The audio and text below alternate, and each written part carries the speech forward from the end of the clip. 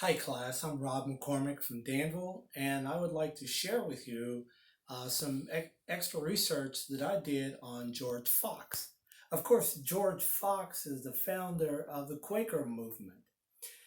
George was the son of a very prosperous Puritan weaver in Lancashire, England, and he was sent out as a young man as an apprentice to a shoemaker in 1635. As a young adult, George suffered from melancholy and also religious torment. George became a traveling shoemaker around Lancashire, Derbyshire, and Nottinghamshire. But George sought out every clergyman that he could find to ask for spiritual guidance. But he broke away from the established church when he found it was unable to meet his needs. Somewhere around 1647, George experienced a spiritual revelation which convinced him that all earthly authority on earth was corrupt, including church and state.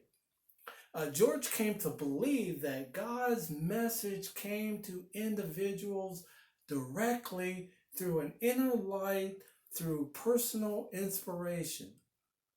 George proclaimed his message as he traveled around the Midlands, the North, attracting small groups of followers who called themselves Friends of the Truth, but they became known as Quakers.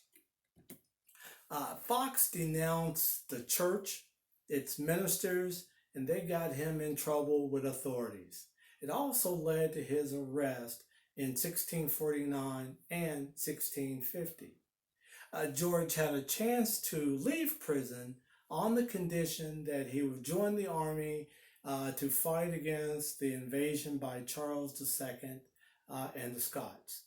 But George Fox was a pacifist, which also became an important part of the Quaker movement. And George was eventually released from prison around 1651 and resumed his ministry. George called for the end of tithes, and he refused to bow and doff his hat to social superiors. And he insisted that all were welcomed at the Quaker movement meetings and women were allowed to speak.